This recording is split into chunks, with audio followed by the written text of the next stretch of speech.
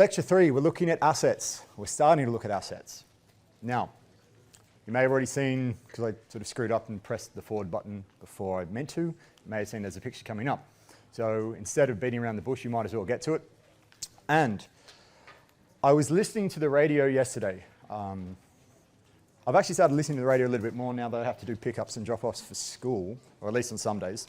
Tottenham are coming out. This isn't Tottenham. Tottenham coming out in May, I think it is. And they're an English Premier League side. Who is this? Anyone?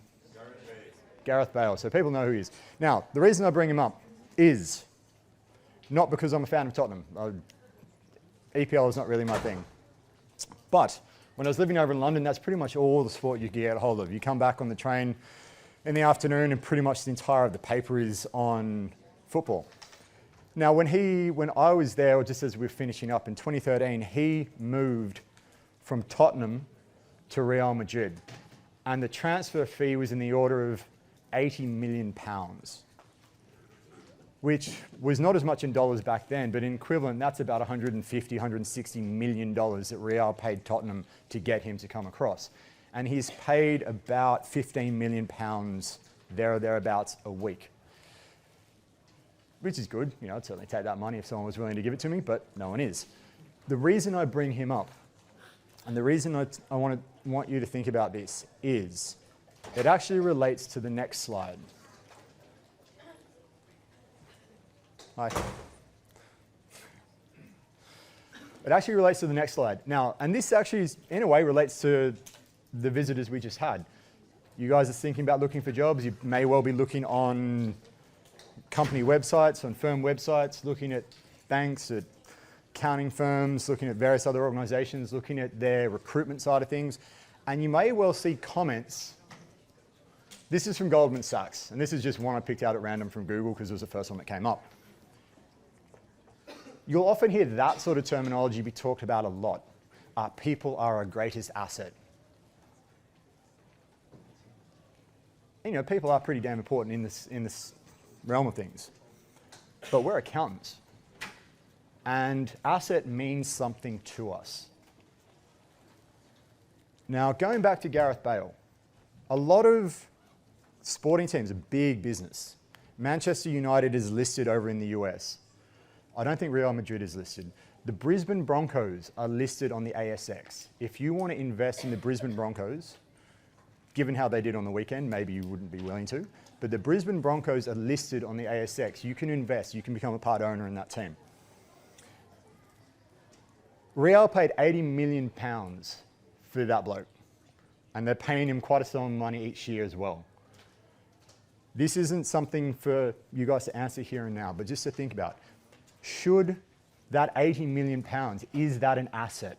Is he an asset to their business? Is his payment, that initial payment, an asset? Is his ongoing payment an asset? Is he beneficial to the business? Now, on some level, I would absolutely believe that he is. But, as I said, we're accountants, or training to be accountants, so let's look at it from an accounting point of view. And that's what we're going to do today. Well, not specifically Gareth Bale, but just in general. So we're going to look at what assets are as defined by the framework, and that will start to give us an idea of how to answer the question that I just posed. We're going to look at do assets basically tell us something, and you can probably guess what that's going to be, and it's yes, they do tell us something. Do we have incentives to adjust? Yes, we do. Or yes, companies do. Do they? They do. Do they do it all the time? No. And when I talk about adjust, and I know from previous semesters, and I try to make sure I don't go overboard and say, you know, every company is just trying to rip you off left, right, and center. They're not. Things do happen. It is not massively widespread, but it is just to be aware that there is temptation out there, and sometimes companies do kind of start to play around. The role of regulation is to deal with that, and what we're going to look at specifically in terms of technical regulation today is inventory, so 102, property, plant and equipment, 116, and impairment of assets, 136. Now, when we go through that, we'll talk about the requirements in those, but and this is going to hold for all the rest of the course, we have been squeezed a little bit in terms of the amount of time we get to spend together in this lecture environment. So the examples that we go through are necessarily going to be shorter and simpler than what you would expect to see in an exam. We will be releasing prior exam papers, so you'll get to see the types of questions we ask. You have the self-study questions, you got the questions in class.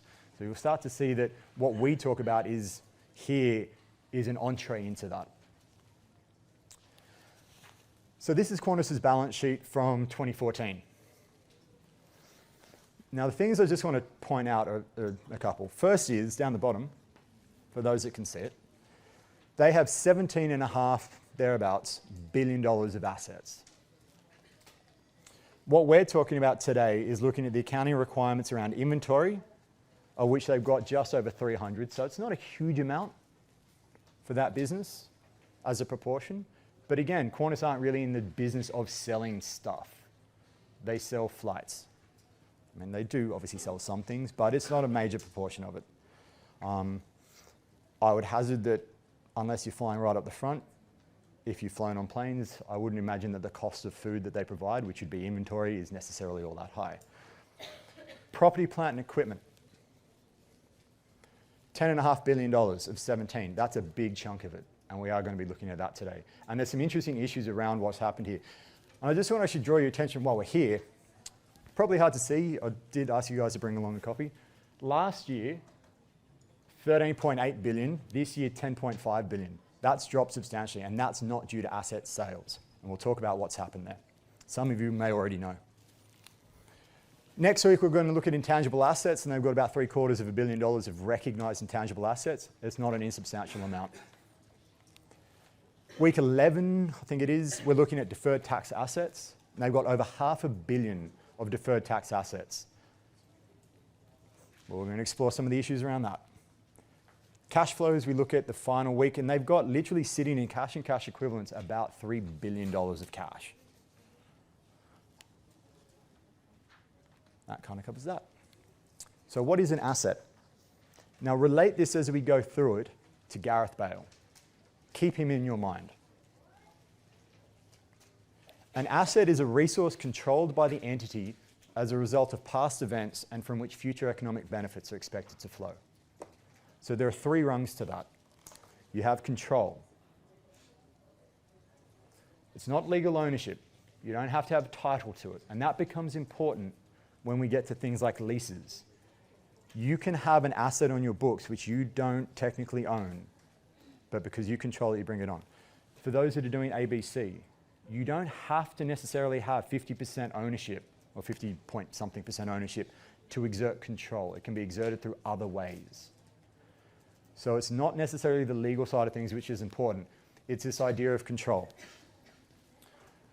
Past event, it has to have happened.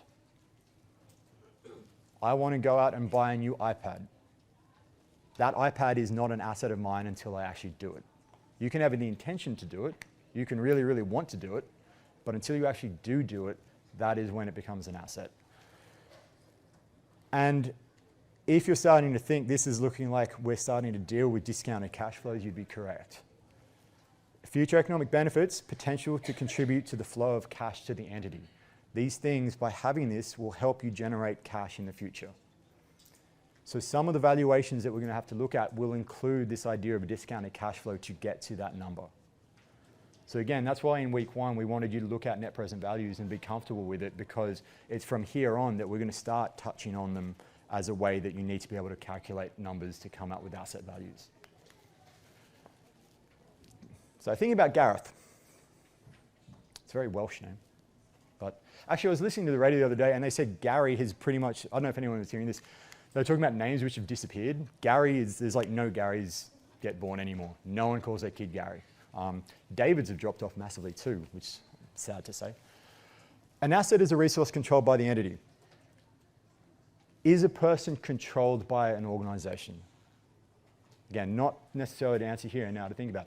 Am I controlled by this university? For the organizations you guys work at, are you controlled by them? There is a past event, I suppose you're doing stuff for them, although some of the benefit from, some of those payments may be happening in the future, which we need to consider. Are there future economic benefits? He's a pretty good player. I'm assuming he helps them. He might also help with merchandise sales. I don't know. But there is an idea that he's probably going to, they wouldn't pay that much if he wasn't going to be some benefit. But we can have an asset, even if we were happy to say, yes, he's an asset, he meets those three things, that doesn't mean we can bring it on the books. That turns to asset recognition. And asset recognition turns on two things. And you've seen these things before. We looked at them last week. It turns on probability of those benefits. Is it more likely than not that you are going to get that benefit from that person? And secondly, can that value or that cost be measured reliably? So in terms of Gareth's case, that $80 million payment, we do have a reliable measure of cost because somebody paid it. We can actually see that. But let's think about something different from Gareth. But no one. Weird to keep talking to him that way. Think about brand names. Those aren't, you may be able to buy and sell companies that come with brand names, but say you built up a business and it just has a brand name which has improved in value over time. You've not bought that brand off anyone else. You haven't paid up. You may have paid marketing expenses and brand, advertising, all those things. But that brand name, brand value may be much, much higher than what you paid for all the rest of it. That may or may not be a reliable figure. And we're going to discuss that next week. Oops. So are asset values useful? Well, this turns a little bit on why accounting information gets used. And it gets used primarily, we see a lot of it used for decision making. So imagine you finished up work here, you've done your CA program, you're out working, you've saved up a bit of a deposit and you're looking at houses in Sydney. Maybe apartments, houses in Sydney are quite expensive. Actually, apartments in Sydney are quite expensive, but let's just run with it. What's more of interest to you in terms of making a purchase decision? Is it the current estimate on that value of that property, or is it that you knew it sold 10 years ago for $500,000? Which would be more important to you if you're looking at buying? Yeah, I mean, the current is going to give you, it may not be, it's going to be with error. It's not going to be spot on, but that's going to be much more useful for you to make decisions around what to do. Now, obviously, that current price will, to an extent, be based on what it was valued at 10 years ago, but what you're interested in is what it's valued now. And this is older research, but it does pick that up in the market context, is that historical costs of property, plant, and equipment, if you revalue it to pick up where you're currently at, the market reacts in a way that you'd expect. If asset values are going up and they have a revaluation up, you do see stock market returns improving and vice versa. So that would make sense.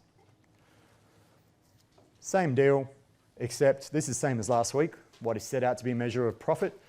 And pretty much you can cross out profit and put in accounting numbers.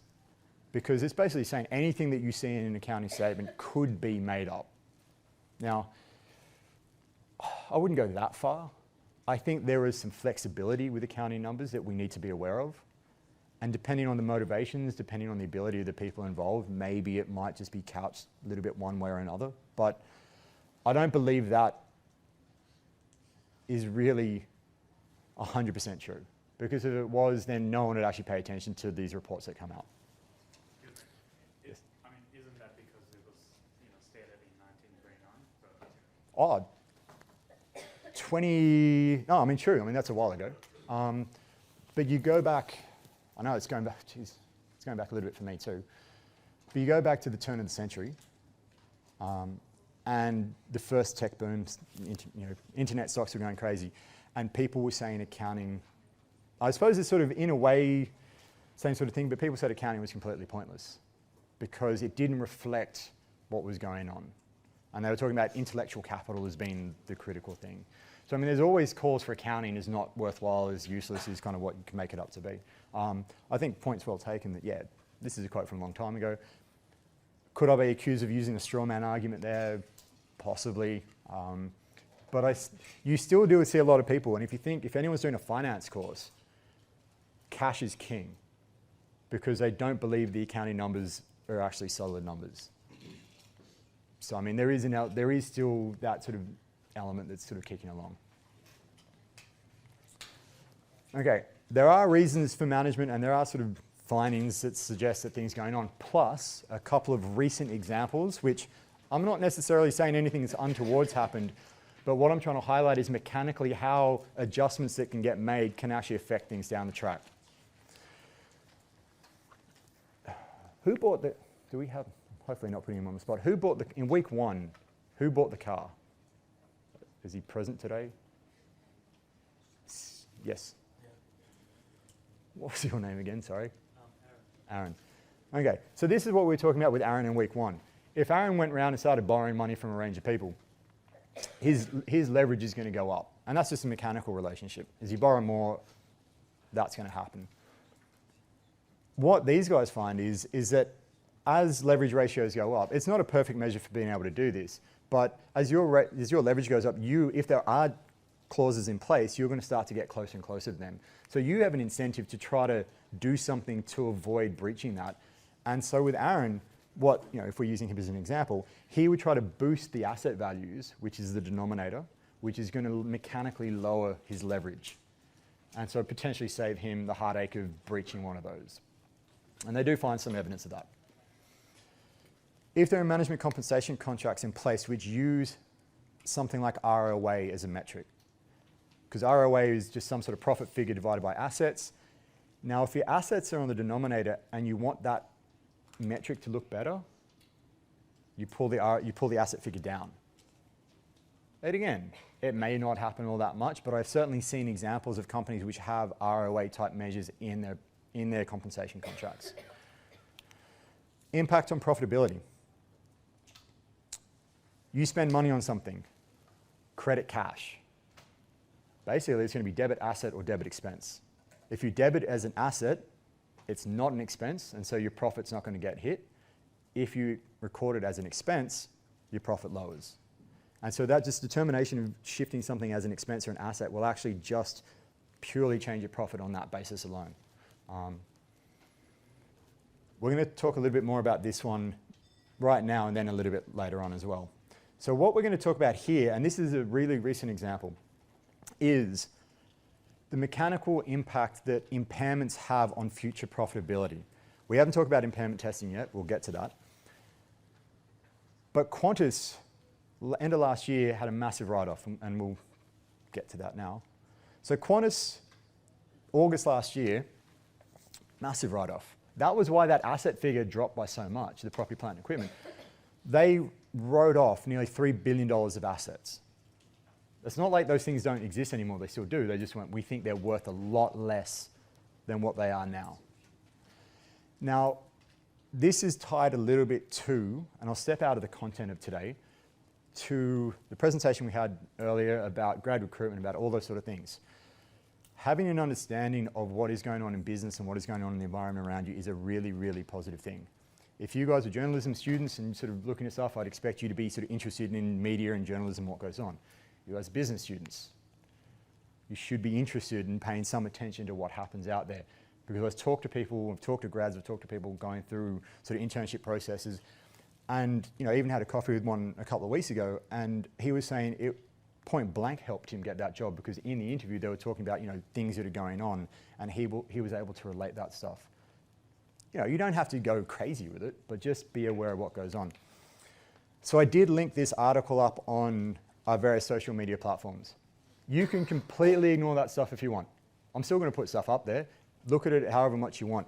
You can ignore it and you can still get really good marks in the subject.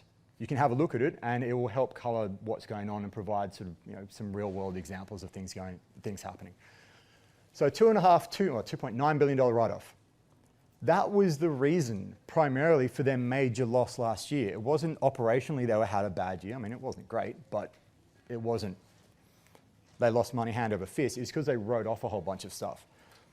But that has an impact on depreciation in the longer term. And let's just have a look at mechanically how that works if this picks up.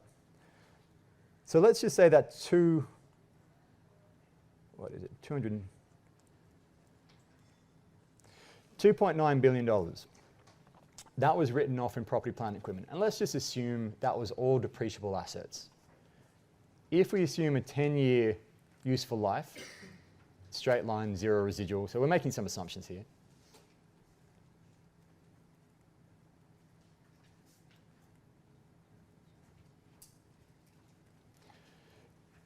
They won't have close to $300 million a year in depreciation expense happening. So that won't happen. Whereas without this write-off, that would have happened this year. If it was over 20 years, I've got to get my sums right. I think that's good. Okay, over 20 years, that's $145 million a year in depreciation expense, which wouldn't have happened. So their profits, they cop a huge hit that year, but each year after that, their profits are just going to be higher, not because they've done anything different, just because this impairment has taken place. And so if you're comparing their profitability year on year, you need to take that into account, that that's what's happened. And when you consider their half-year profit, their statutory profit was about 203. Let's just say half of that happened in this year. 70 million, so about 35% of that profit was purely driven by the fact their depreciation was lower, not because they'd done anything else. Did they have that write-off because they were trying to manage depreciation? No, I don't think that was the case at all. But from an analytical point of view, you need to be aware that that is driving some of that profitability. Now again, the reasons behind that is actually explained really well in the article that I've linked, so please go and have a look at that.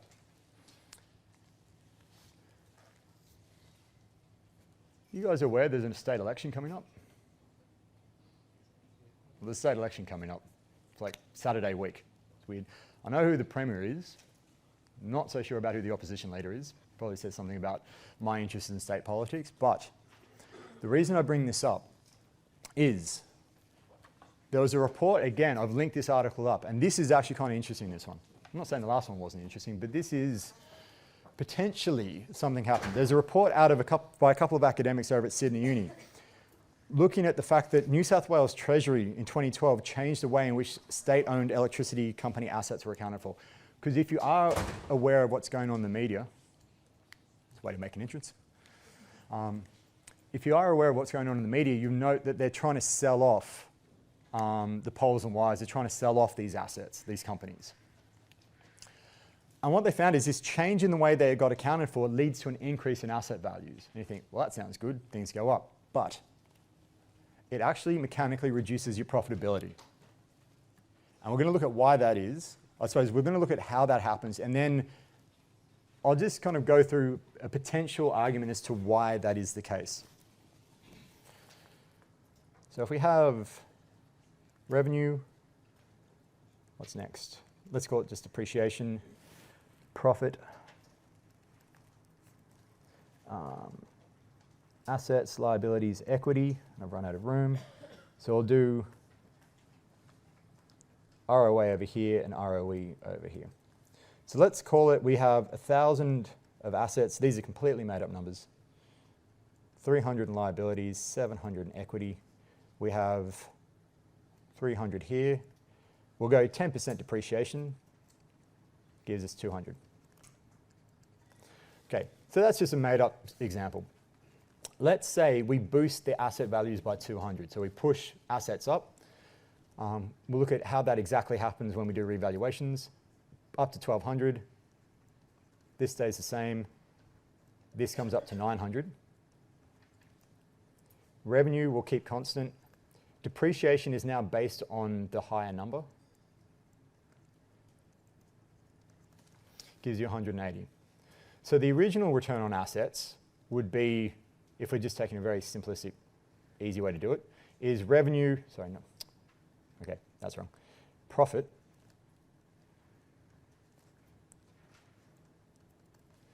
%.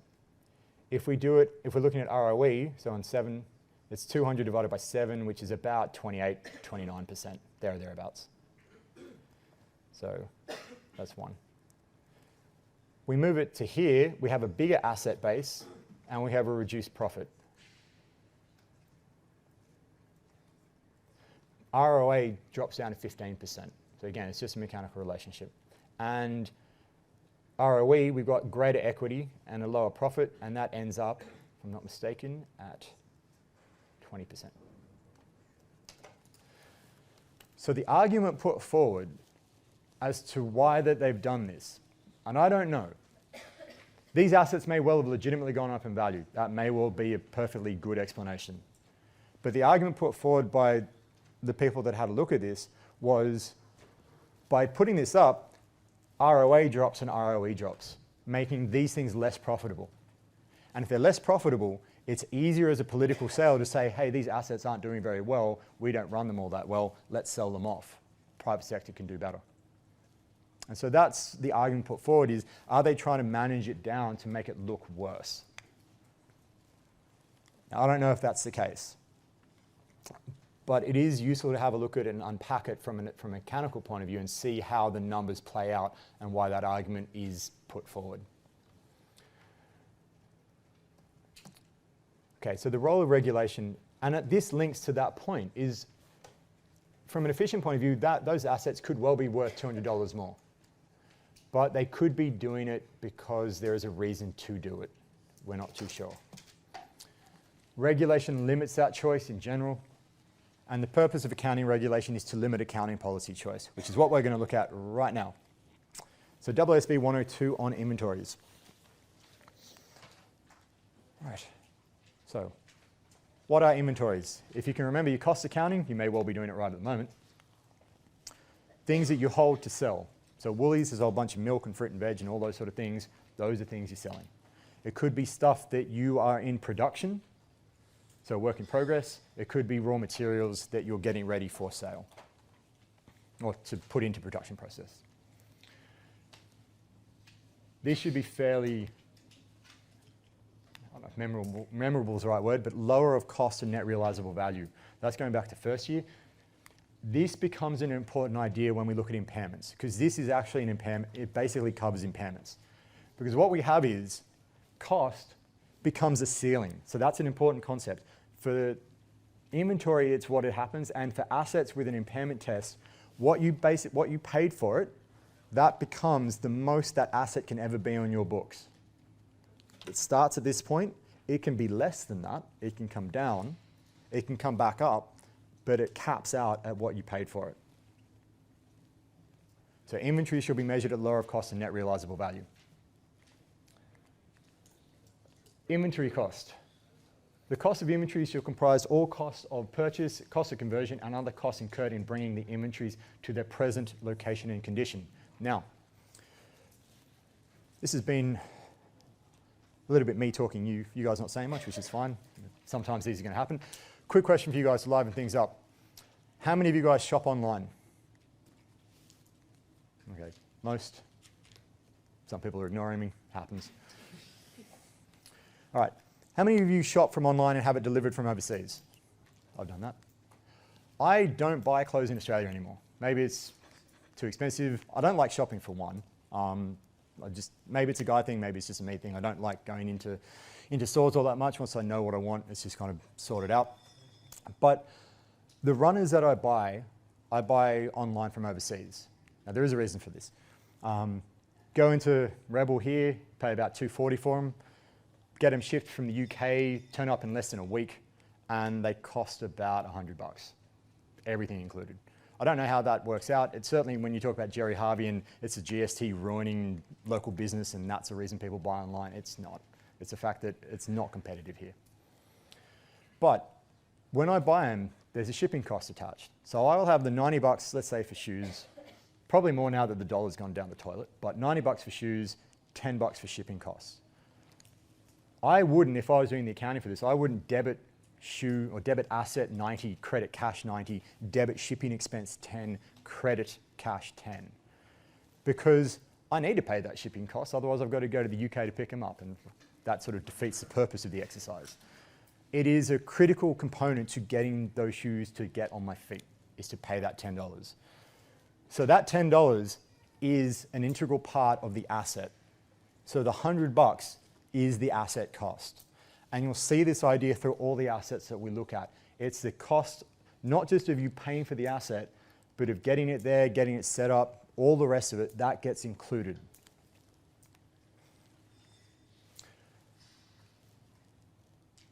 Things which are not interchangeable can use specific identification. So these little clicker things, I'm pretty sure is the same batch, or like the same type, are interchangeable. One is the same as the other if they're the same model. A bottle of milk at Woolies, that's interchangeable. Jewelry, some cars are not going to be interchangeable, so you can actually say what that price was or what the cost of it was. If you can do that, you know what you're selling. But for other things like milk, first in, first out, or weighted average, you pick the one which best fits that type of product. I really hope Woolies don't use weighted average cost, because I'm pretty sure the milk in the fridge now is not the milk they bought in on the 1st of July last year. I hope not. That would be a problem. You guys have come across that stuff, that's nothing new. All this is doing is codifying what you would have seen with inventory before. So we'll move on.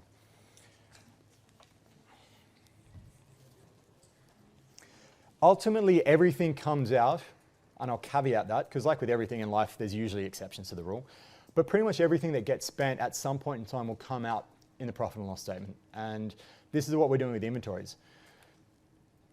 It will come out either through when you sell it, through cost of goods sold, or if the thing that you have is not worth what you paid for it and is actually less than that, and then you write it down. And we're going to explore the write-downs, because selling stuff, that makes sense. You guys have come across that. The write-down things, I just want to talk a little bit about them. So for a write-down under paragraph 28, when the net realizable value of the inventories has declined below cost, write down the inventory. Now, this is for my own, okay. This is in relation to fashion. I'm not a fashionable person. It's never been something I really understood. But there was something that was happening kind of early last year, sort of through last year, that was going on. I'm not a young person. Maybe you guys are better informed about these sort of things. And I just want to ask, is it still a thing?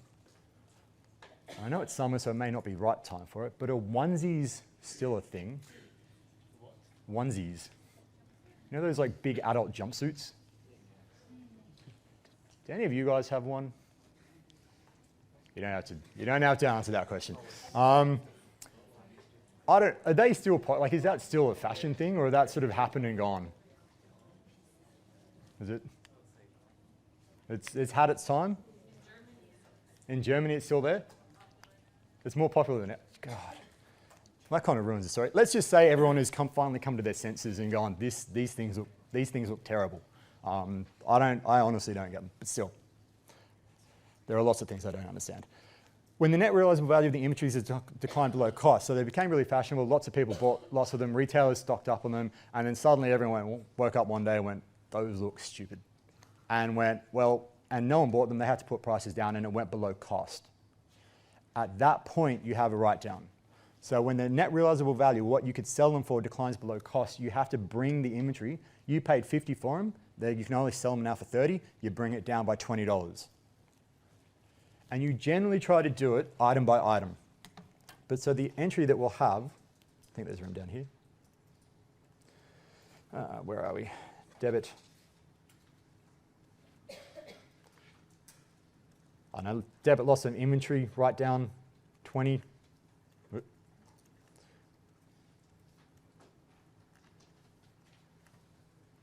So you write it down, just where it went down to.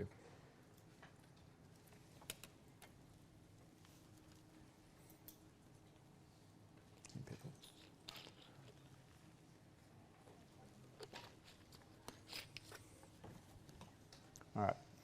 Okay, but everyone could lose their minds again and start buying these things. And if that case, those circumstances, everyone actually getting some sense of understanding of this, those can disappear, everyone loses their minds, and you can come back up. But you are limited to the original write-down. So again, that's that idea of lower of cost and net realizable value. So if you went from, that's your starting point at 50, if you came down because it was valued at 30, so you'd have a loss in this period of $20 loss. Come along another year or maybe a period or two later, and they could now be worth, you could be selling them in the shops now for 70. So it's gone up by a lot. You can't take it all the way up. So this bit from 50 to 70 gets ignored. You have a $20, that's not a gain. It's kind of like a negative cost of goods sold. So you're not picking it up as a gain, it's picking up as something different. Generally speaking, you will be selling other stuff. So you will have a cost of goods sold, which I dare say will be higher than $20. And so you'll be picking that up, that gain, it's not a gain, you'll be picking up that difference as just a reduction in the overall cost of goods sold. And so this idea of a cap is really important. This is an easy cap to work out. Inventory this figure doesn't really change in value over time. So we come down, and then if we come back up, we get stopped by it.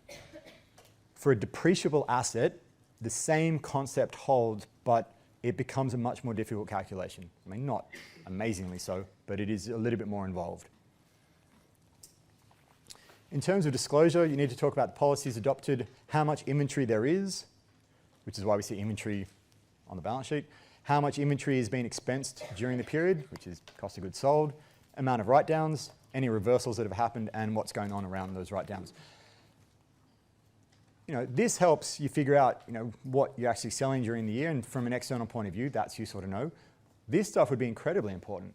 If you're seeing a retailer really starting to write down their inventory, something is going wrong in the markets they're selling, because that means it's not even that they're not making much of a margin. It's actually they're selling it, or they expect to sell it for less than what they paid for it. And that's not good business. The point of business is buy low, sell high. And if you're having write-downs, you're saying you paid for it more than what you can sell it for. Which takes us to 116. Let's see how we're doing for time. Right. The primary issue in accounting for property, plant, and equipment, primary issues, think about it on a timeline continuum. When do you bring it on the books, if you can, and if so, how much? And then what value do you keep it on the books for? Do you keep it on, if you paid $1 million for property, do you just leave it there? Do you change it? If you change it, how do you do that change? So that's starting to get at depreciation and impairment charges. So the scope for property, plant, and equipment, it accounts for things except where that stuff can be accounted for using a different standard. So things like investment properties don't fall under this. We don't look at investment properties, but there are similar buildings which may actually get treated under different standards. So what property, plant, and equipment are? Firstly, they're tangible. You can actually touch them. They're held for use in the production or supply of goods or services, for rental to others, or for admin purposes. So machinery, if you have cars which you rent out, if you have an office building, they're all property, plant, and equipment. And you expect to use them for more than one period. Initial cost. The cost shall be recognized if and only if, and look at those two things, they're exactly what we saw in the framework. Probable future economic benefits, and the cost can be measured reliably. So we've seen that before.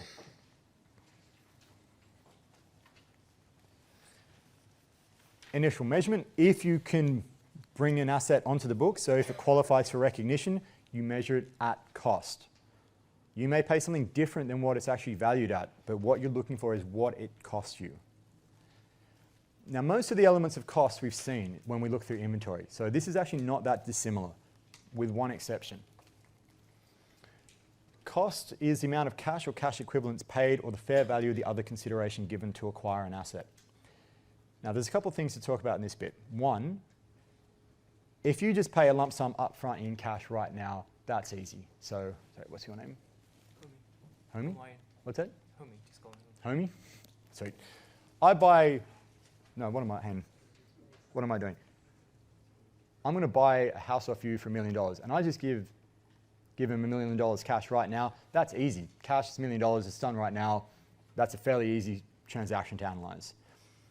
I split that cash up, not in a loan. I just split the payment structure up to you differently. I give you 25% now, 25% a year, 25% a year after that. So I give you $250 now, $250 in 1 year, $250 in the year after that, $250 in the year after that. Suddenly we're looking at the time value of money starting to creep in. So there'd be probably an implicit interest rate in what we've just done there. But that is not, even though I'm going to give him $1 million cash, that's not $1 million payment that's taken place. So we need to pick up, there's more detail around that. What happens if we've just swapped an asset? You've given me a property, I've given you a property. What's critical there is the value of the property that I gave. It is the consideration that I gave to acquire that asset. So again, it's very similar to what we saw with revenue. It is what you received, which, it's what you received which counts, not the value of the thing which you sold. Now the elements of cost, the first two we've talked about. Purchase price was the equivalent of my $90 shoes. The second part was the $10 shipping cost, but it's the third part which you probably haven't seen before, which is for property, plant and equipment, you have an initial estimate of the cost of dismantling and removing the item and restoring the site. Dismantling and, not and. So you actually include that in there. So you have an estimate of 10 years time, 20 years time, whenever it happens to be, of how much you think it's going to cost you to basically get rid of this thing and to make the site good. And that is an estimate. And it's probably a pretty hard one to make as well. So just be aware that that's in there. Right. Subsequent measurement.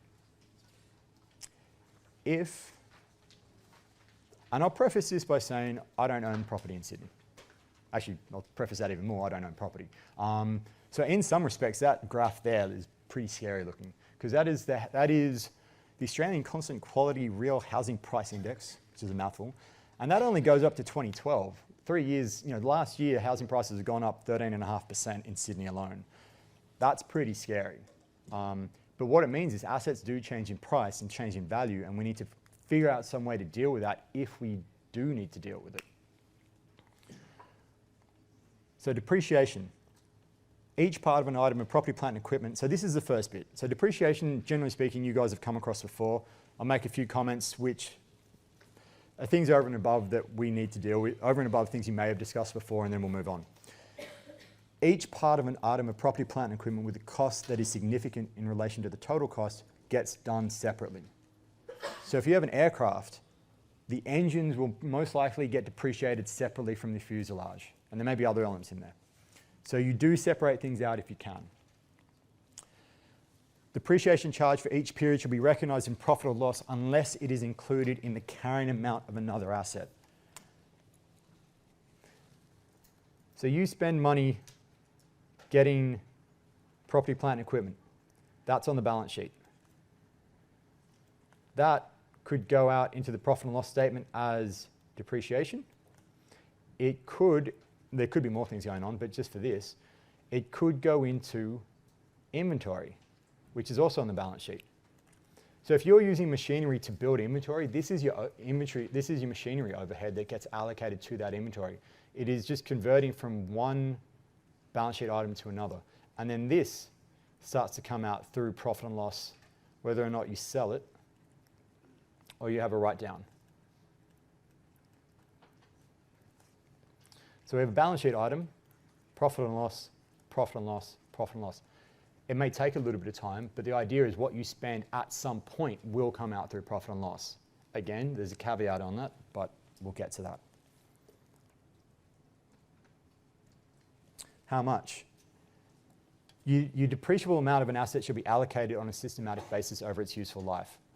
They don't talk about method right there. It's just got to be systematic. I'm going to have a question for you guys in just a moment. The depreciable amount is cost less residual value. So that is the amount that you're depreciating over that useful life.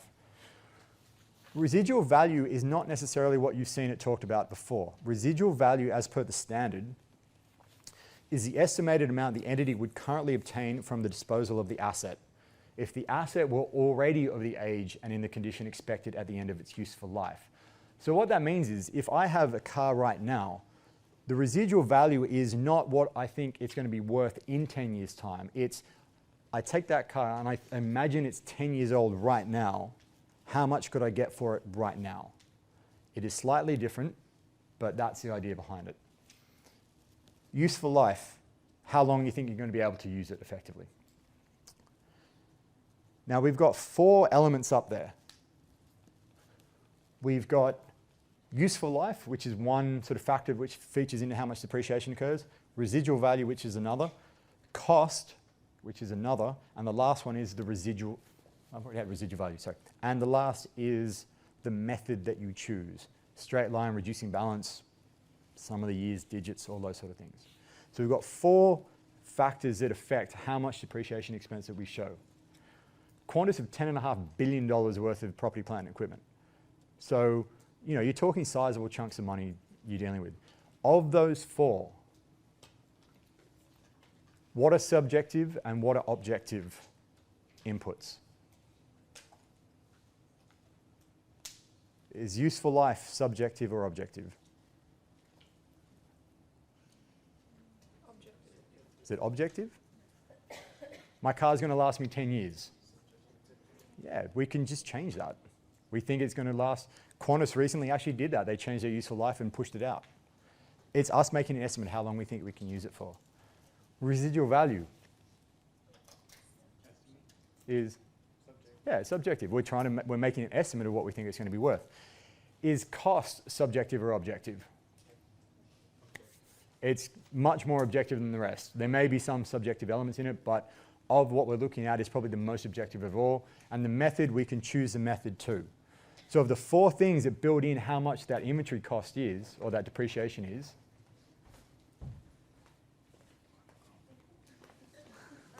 I figured that.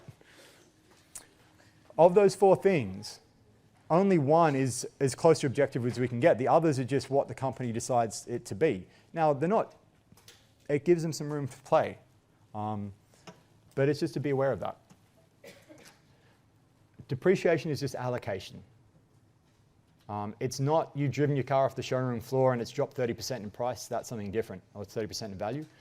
Assets change in value too. And, bless you, and we deal with this in one of two ways, the cost model or the reval model. So companies get a choice. They can use one or the other. Now, we'll go through the cost model first, and there's good reason for that. Of the research that I've seen, about 85% of Australian companies, which is research had a look at this, of top 300 companies, 85% of companies chose the cost model in the way they did the property, plant, and equipment. It is much more popular. And the reval model is the other method. And we're going to look at the 2 of them over the course of the next half hour or so. But before we do that, let's compare them, because they turn on one very simple thing. So the cost model, according to paragraph 30, after recognition as an asset, an item of property, plant, and equipment shall be carried at cost, less any accumulated depreciation and any accumulated impairment losses. I know I've highlighted it. I want you to highlight cost. That is a critical thing. And it's actually not that different to what we saw with inventory. Cost is the starting point. It can go under that. As you have depreciation occur, it can come down. As you have impairments, it comes down. But cost is where you begin. You buy a piece of land for $1 million and you're using this method, that's it. That's the most it could be at. Even if that land happens to be worth $100 million, $1 million is where it's at. The reval model, after recognition as an asset, an item property, plant, and equipment shall be carried at fair value. Less depreciation, less impairment. The difference is fair value. What is the starting point? With the reval model, you still have depreciation and impairment taking place, but where you go to is whatever the fair value of that asset is worth. If that asset is worth $100 million, you take it up to $100 million. If it's worth $1, you take it down to $1. It is a lot more volatile. Now, a comment about the reval model. When we go through it, we are going to assume no impairments happen for that model. It just makes our life a little bit easier. So if it's cost model, we're looking at impairments. If it's reval model, we're looking purely at revaluations. It's not what happens in practice, but it allows us to just disentangle the two and be comfortable with it. So 136, impairment of assets. To determine an item of property, plant, and equipment is impaired, an entity applies AASB 136. Now 136 gets applied by a lot of assets, which is why an impairment standard is standalone, and other standards link to it. An entity shall assess at the end of each reporting period whether there is any indication that an asset may be impaired. If any such indication exists, the entity shall estimate the recoverable amount of the asset. So what you're doing at the end of each year, you've got to check things are going okay. You don't have to crunch any numbers, you don't actually have to do anything yet, but you just check that things are going okay and look at the indications. Now I'm going to show you a quick video because I'm pretty sure we already know what some of this is. Now, I'll show you the video and we'll talk as it's playing because we can do that.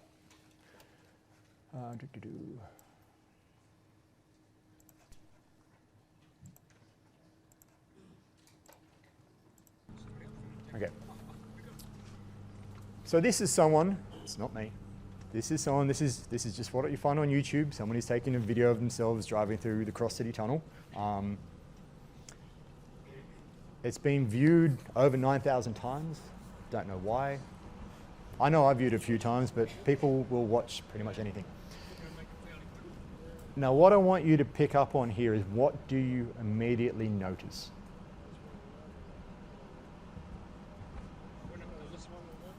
It's empty. I've probably driven through the Cross City Tunnel about 3 or 4 times in my life. It doesn't get used much. Now, how do toll roads make money? More. Yeah, cars going through, they pay a toll. If no cars are going through, is it going to be making much money? No, it's going to be not making much money at all. And so this a few years back actually got impaired, completely written off. The organisation that owned this actually went, well, it's actually not worth anything, we're getting hammered on it, and they wrote it down to 0. And what you guys have picked up is actually one of the indications of impairment. There's a whole like,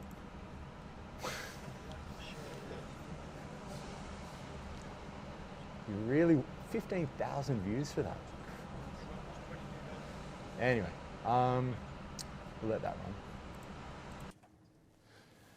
Okay. And so explicitly, paragraph 12 actually gives you a list of explicit, and it's greater than this, what I've got here, explicit indications of impairment. Decline in market value, you may have something and just the market value for that item is dropped, so that's probably an issue. It's sort of like net realizable value. You may make Discmans or Walkmans. The machinery that makes those things are probably not worth a hell of a lot right now because no one uses Discmans or Walkmans. Carrying amount of net assets is greater than market cap. We'll talk about that in a moment. Obsolescence or physical damage. Aaron, where is he? You buy your car and then you run it straight into a pole. Car is damaged, it's probably not worth what you paid for it. That's a write-off, which is actually not dissimilar to why we call cars write-offs when you completely write them off. Internal reporting on poor economic performance. Maybe you know internally that there's something going wrong. So there's a range of things.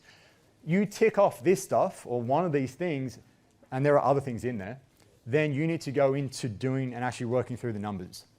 And to do that, the recoverable amount, that's the number we need. That number is the higher, remember, the higher number of fair value less cost to sell and value in use. Okay.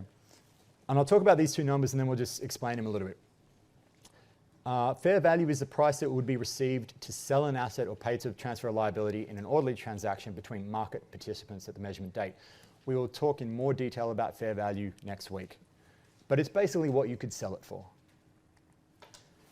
Value in use is the present value of the future cash flows expected to be derived from an asset. So this is a discounted cash flow calculation. And what you do is you pick the higher one, and I'll explain why that is. So imagine, you know the new building opposite the library where the Woolworths is at the bottom in your office block? Were you guys here long enough ago when the car park used to be there? Was it? No, okay. There used to be a car park there. It was just like literally an empty plot of land. So that plot of land, if we were doing an impairment test on this, so the fair value of it is what developers would want to pay. Like if they want to buy that land to develop it, they may be willing to pay $10 million for it. The value in use is based on the present value of the cars that park there.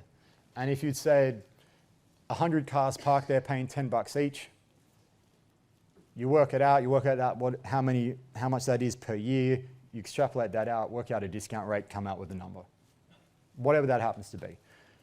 And so let's just say the value in use was 7 million. So if you kept operating as you're operating, you expect to make a $7 million net present value on using that. If you're economically rational, which of those would you choose to do? Would you sell it or would you keep using it as a car park? Yeah, you'd sell it. Now, unless you have a real affinity for running a car park, which you may well do, you'll choose to sell, which is why the recoverable amount, you pick up the higher of those two numbers, because that would be the thing that the owners should do. So the recoverable amount is 10. You then take that 10 and you compare it to what you've got on the books for that asset. And if the asset on the books is worth more than the recoverable amount, then it's at too much. And that's really similar to a net realizable value, lower of cost and net realizable value for inventory. So if we have a recoverable amount of 10 and a carrying value of 12, this is what's on the books and that's too high. So we have a loss of 2. We come down. And that's badly placed. You immediately recognize that in profit and loss. This last bit, unless the asset is carried at revalued amount, is not important to us. I'm just going to stop this video because it's kind of... Stop. There you go. Oh, he's made it out the other side. Good job. If there is a reversal, and we're going to go through an example of this. If there is a reversal, so people start driving through the cross-city tunnel, you can come back up. But you can come back up, or if people... you come back up to wherever you started from. Well, sorry, I should preface that. That is not exactly true. The increased carrying value of an asset attributable to a reversal of an impairment loss shall not exceed the carrying value that would have been determined had no impairment loss been recognized for the asset in prior years. That is a little bit more specific than you just go up to where you start from. Because for a depreciable asset, if no impairment had taken place, it would be lowering in its carrying value anyway because of the accumulated depreciation build. So you need to actually take into account that at here, that's where it would have been.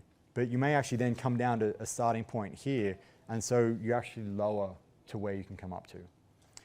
The example that we'll do today does not cover that because we don't have the time, but you need to be aware of that, and there are examples and material around that to look at. So to look at the question, so moving on from that, to look at the example that you had, or the example that we put in. Where is it? I'm just going to write it up. So if you've got the example information sitting there with you, please have a look at it. So we're looking at the second example on the cost model. And I'll just put up the key information that we've got.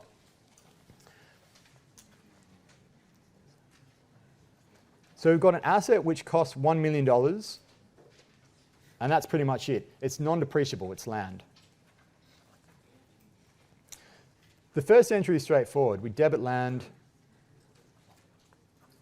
credit cash.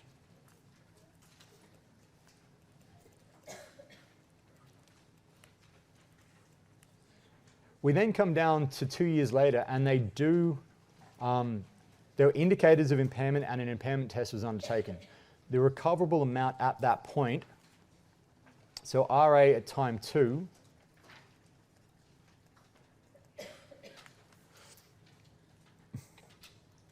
I'm going to simplify this, but debit loss,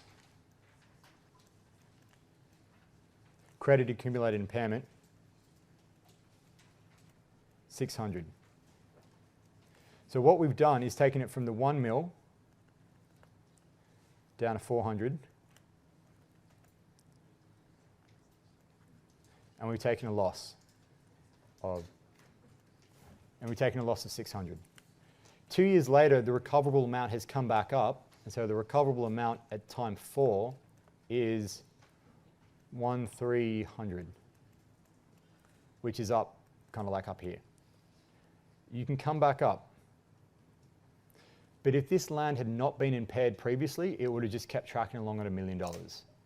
So we can come back up, but we get stopped at this point. So we get to see a gain of 600. And what you're going to get is debit accumulated impairment, 600.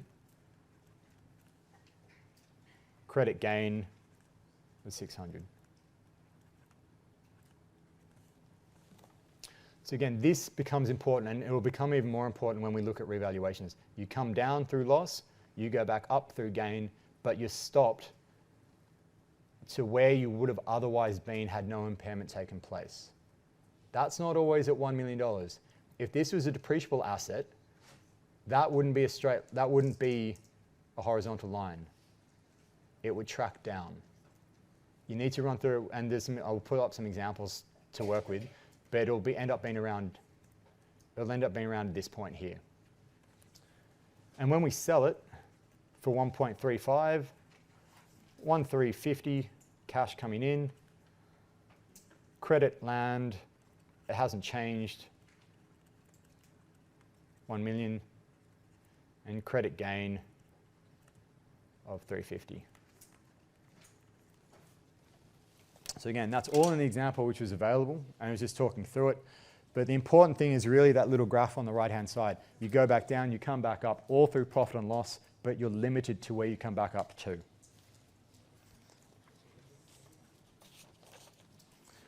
Right.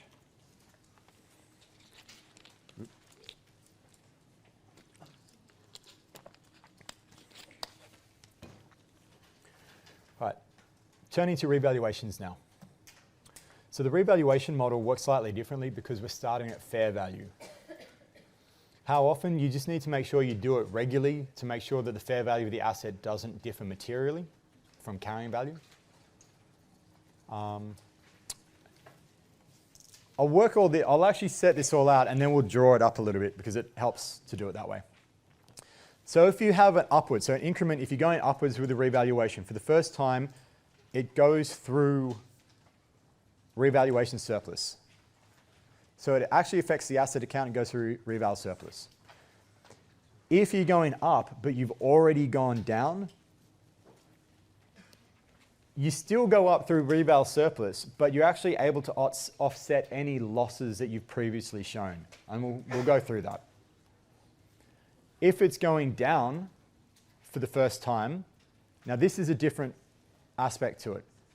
This is a surplus going through OCI. This is a loss going through profit and loss. But if you're going down after going up, you actually go down through revaluation surplus, get rid of any upwards revaluation surplus, and then go down some more. So I'll draw this up a little bit, but firstly, that's OCI, and that's loss. Now, the reason why it's asymmetric is a very conservative option, because imagine what would happen if you allowed people to take asset revaluations, which we don't stop people doing. You're allowed to do it. And you will get the balance sheet effect. Debit assets going up in value, you get to see your balance sheet going up, or if it happens to go down, it goes down. If you make a loss on the revaluation, it hits profit and loss. You lose money, your profit is lower. But if you go up, you don't get a profit effect. That was what I was talking about with OCI last week. It bypasses profit and goes straight into OCI. Profit is where a lot of remuneration people pay attention to. You don't get that profit hit from pushing it through there. So it takes away a motivation for people to opportunistically have upwards revaluations because they don't get any profit benefit from doing so.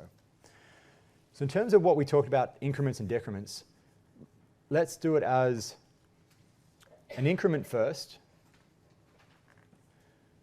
So we go up, so let's say that's $1 million. We go up to 1.2. So we have 0.2 going through to OCI. And then it comes down. So we go through this, and then we come down through here. We come down, and let's just say that's at 0.7.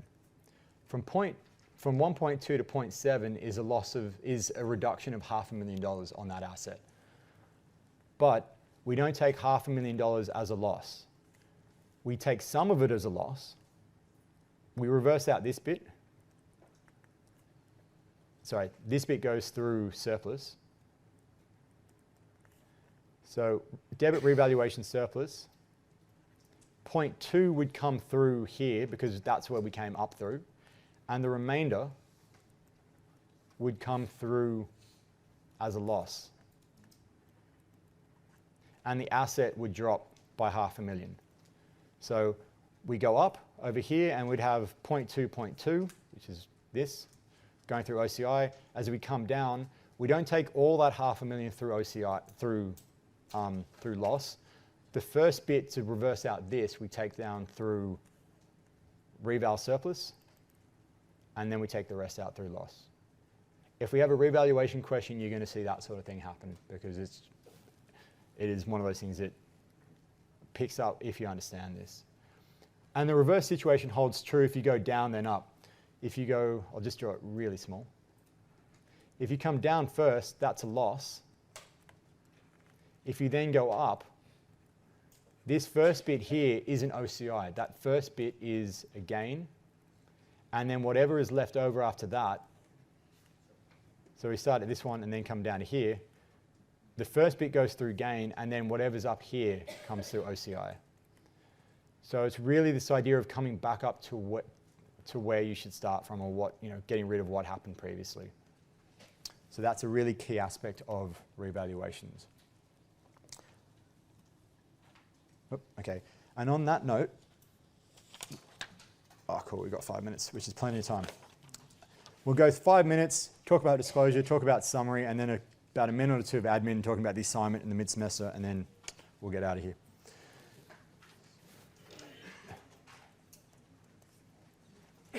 There's a couple of, I just want to pick up the differences. Again, you've got the slides in front of you.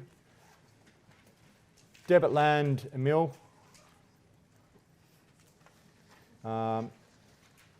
Credit cash, Emil.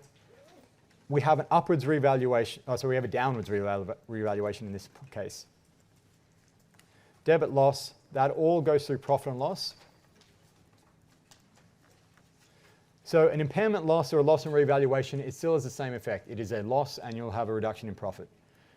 But this is different. We don't credit accumulated impairment. We actually change the asset account itself. So $600,000 comes out of the asset account. So now the asset account actually starts at 400. 2 years later, we have an upwards revaluation to 1.35, and this is where it's different from impairments. So up to 1.3, I should say. We're allowed to take it all the way up. So even though we started here, we've come down. In impairment, we get blocked. Impairment reversal, we get blocked here. Revaluation, we can come all the way up. Debit land, credit gain, which is a P&L item.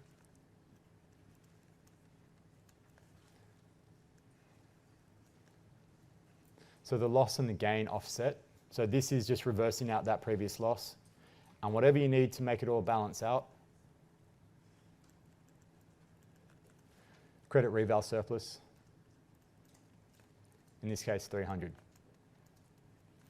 When it comes to sell, debit cash, 13500. And this is slightly different. And I'm going to run out of room. But you've got it in front of you anyway. Debit land, the land is now at 1,300. sneaking in at the bottom. Can you see all that? Debit cash 1.35, credit land 1.3, and sneaking in right at the bottom is a gain of 50,000. Whereas with an impairment, you get a gain of 350. Over the course of the totality of this, you will actually have less recognized profit because 300,000 of it gets put into OCI and it misses profit completely. You may get the better asset values through the life of the thing while it's on your books, but you don't get the same amount going through profit. So not everything actually ends up going through the P&L, which could be a reason why companies don't choose to do it that way. I'm not too sure. I haven't read anything about why they do or they don't.